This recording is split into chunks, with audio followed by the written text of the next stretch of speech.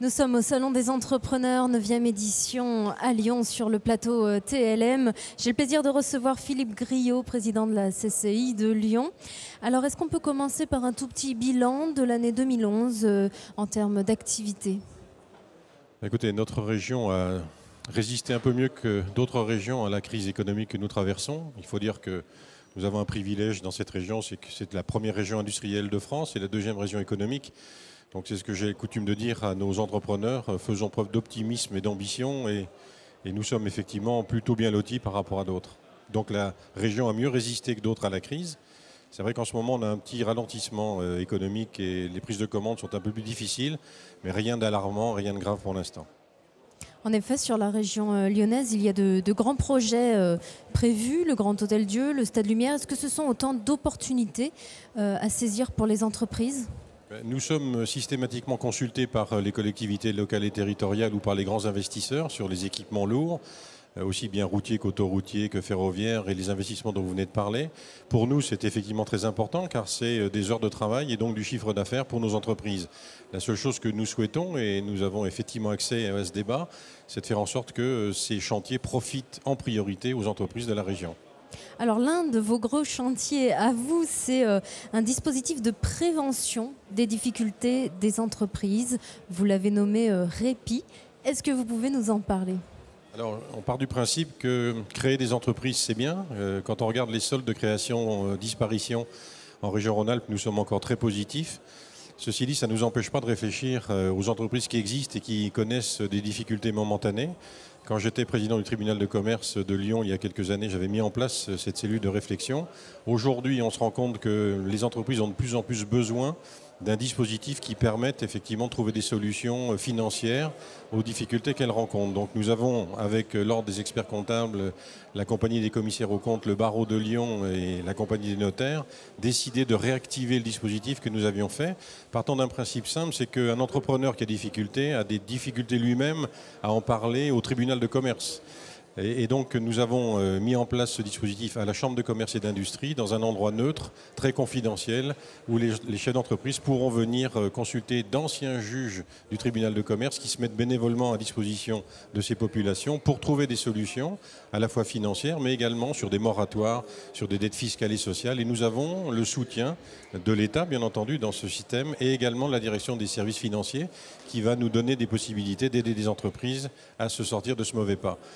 On considère que des entreprises existantes, elles ont un fonds de commerce, elles ont des salariés formés, elles ont une existence depuis un certain nombre d'années. Et je pense que c'est aussi important de s'occuper de ces entreprises en difficulté pour les sauver que de créer des entreprises nouvelles dans une période économique un peu délicate. Alors la CCI a bien sûr de nombreuses missions auprès des entreprises. Vous êtes notamment très attentif à la pérennité des entreprises. Alors, si vous voulez, la Chambre de commerce et d'industrie a des missions régaliennes qui commencent par l'aide à la création d'entreprises. Nous sommes le portail d'entrée le plus important pour tous les créateurs.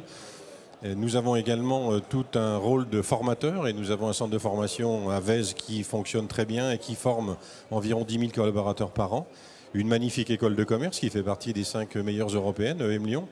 Et nous avons également vocation à initier les entrepreneurs à exporter, car on sait qu'aujourd'hui, les entreprises qui exportent s'en sortent beaucoup mieux que celles qui n'exportent pas. Et derrière, il y a un pan complet d'une activité que nous n'avions pas abordée jusqu'à présent, c'est la transmission d'entreprises. Car on sait qu'environ 10 000 entreprises dans les 5 ans qui viennent changeront de main, donc devront être transmises, et qu'une mauvaise transmission peut conduire à des difficultés, à des disparitions d'entreprises. Donc on a décidé de créer un centre d'échange justement pour mettre en relation des cédants et des repreneurs, mais ça ne suffisait pas, donc nous avons créé une formation à la reprise d'entreprise pour former les repreneurs, et à partir du mois de septembre, un club d'entrepreneurs, un club de repreneurs qui pourront échanger leur expérience, trouver les voies et moyens qui leur permettent effectivement de réussir cette reprise d'entreprise. Et ainsi, je pense que nous aurons bouclé la boucle depuis la création jusqu'à la transmission de l'entreprise et remis dans le système économique des entreprises qui n'avaient pas trouvé de repreneurs jusqu'à présent. Un petit mot sur le territoire de la région qui est un territoire industriel. Vous avez lancé un observatoire de l'industrie. Quel est l'objectif? À quoi cela répond? Eh bien, on sait que la région Rhône-Alpes et le Grand Lyon, notre métropole est une zone à forte industrialisation.